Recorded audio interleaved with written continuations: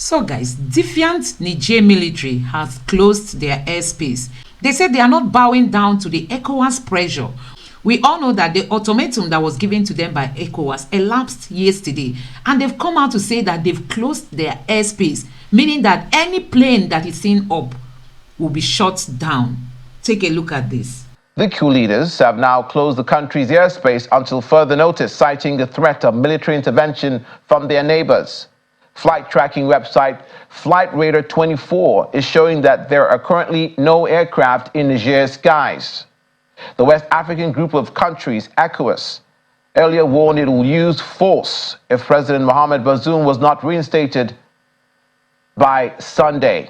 Now that deadline has expired. It remains to be seen what will happen in Niger. The Nigerians are very tired of the kind of leadership that we see in Africa, where only the politicians tend to enjoy while the masses groan in hunger. A junta spokesman says Niger's armed forces are ready to defend the country. The military takeover has been internationally condemned, including by former colonial power France and the rest of the European Union, as well as the United Nations and the United States. However, analysts have raised concerns about a military intervention to unseat the coups. Formation concordante actuellement en sa position. Despite the disapproval of the people of Niger and of ECOWAS of any military intervention in Niger, the planning of this war has been carried out. Pre-deployment of forces to take part in this war has begun in 2 Central African countries. The CNSP is closely monitoring the preparations for this proxy war, for which the ECOWAS mandate was merely a conduit.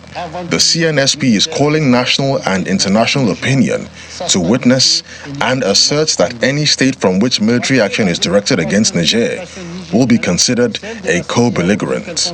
Faced with the threat of intervention that is becoming clearer through preparation from a neighboring country, Niger's airspace is closed as of today, Sunday, August 6th, 2023, for all airports until further notice. Any attempt to violate national airspace will be met with an energetic and instantaneous response. You can imagine the natural resources that is found in Niger. I mean uranium, which France has been milking all this while. But look at Niger. It remains one of the poorest countries in the world. The people have woken up. The people are tired of all this. Untapped resources. I mean, even Niger, you're talking of uranium. They're still poor, unfortunately, because they are not able to develop and add value to their natural resources. Yes. You understand? So that's why. So these are the reasons why Africa seems to be so a bride at this time. The United States is looking this way. China, the newly discovered, because we've been there for a bit.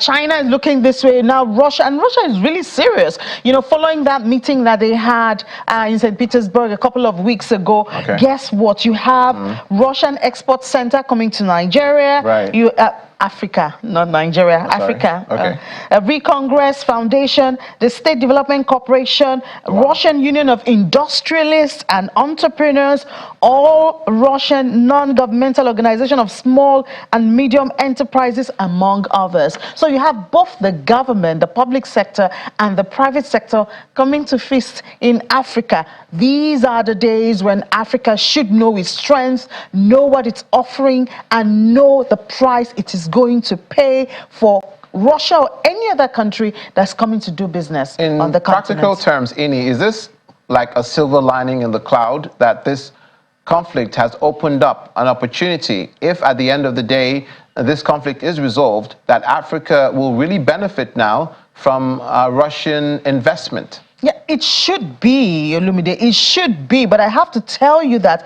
it's a very big should. Why I say that, if you are negotiating from a place of hunger or poverty, you are most likely to sell your potentials very cheap. And unfortunately, it seems that the continent at this time is very hungry and poor. Look at countries like Egypt. You understand? Looking for wheat. So most likely anything that is being offered, you just grab at it without looking at the price that you're paying for it. And by the time you get comfortable, I mean, look at the issue of Niger again. Yes. They've had uranium, but what have they benefited? They're still they're still the poorest on the ECOWAS. Right. Amazing. And they are the 9th largest supplier of uranium because they negotiated from the place of poverty and desperation. So when France came or any other European country came, they just said, oh, just give us a bag of grain, we'll be fine. But what did the Europeans do with that, your unprocessed uranium that they take to their country? Later on, you buy those gadgets at very high prices. So this is what Africa should be careful. It's supposed to be, I mean, even before now, a country like Nigeria is supposed to have benefited from the export of gas. We have gas wasting everywhere, every day. And since Europe decided that they were not going to depend on Russia again, Nigeria should have stepped in. Angola at least benefited from it, from oil, you know, a bit. But Nigeria did not. Now, if Russia just comes and says, okay, we're going to do the pipeline. Remember, even in the issue of crude, up till today, we are still talking about the corruption and inconsistency in the area of crude to crude swap. Because we have crude, we cannot refine it. You understand? At the end of the day, you give crude and they say they're giving you the same thing. When you calculate it, we cannot even do a proper calculation of our crude and what we have gotten from it over the years. One of the greatest mysteries of the 21st century. It's not a mystery. It's just people trying to cover it up. There are people who know the answer. It's been made a mystery. Okay. Russia seeks new market for dairy product. We know that agriculture is a mainstay in Russia's economy. Yeah, so the land mass, one of the very key advantages Russia has. But now that, well, what's happening with the cows and the milk? The milk, yes. The cows and the milk, the dairy. Well, they are coming to Africa again. Right. So Russia is away from oil and gas and all those big things that we know them for. Last year, they made, I think, about $550 million from the dairy industry, but they want to boost that. So when it comes to oil and gas, for instance, Russia has decided that they're going to cut their oil production by 300,000 barrels in the month of September. You know, it's contracts, so they do it ahead, while Saudi Arabia is still cutting 1 million. So that is helping them. We see oil prices going up because of that.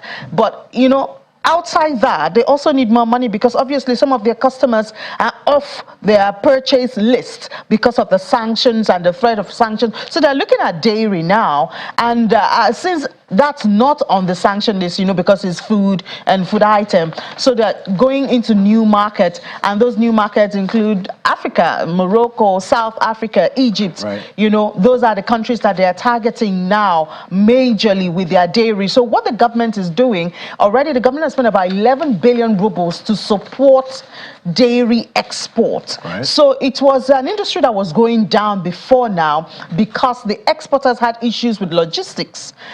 You know, it wasn't very profitable for them to transport the dairy from Russia to the destination. That used to like make the product very expensive. So because of that, the other countries did not want to buy. So now the government is set. Remember when we talked about how they find ways to buffer some of those sanctions? So this is another one. They've said about 11 billion rubles that they're going to use to support. So what they've told the exporters is, you just make the product available, get the market. We will take care of the logistics and the cost to move it from Russia to the destination. So that makes their dairy product really cheap. So you have more people demanding for it, and of course you have more revenue going back to Russia. Obviously, these are the ways that Russia is taking care of itself while those sanctions persist. Ukraine is also not forgetting that Africa leadership. It's just the leadership problem that we have. You can imagine Africa that is well blessed with natural resources. We have very talented sets of people, but just that problem of leadership is what is taking us back. But you can see Nigerians have woken. They just want this liberation to come and to come fast. Let me know what you think about this in the comment section below. Please don't forget to subscribe to my channel and turn on the notification bell. Thank you.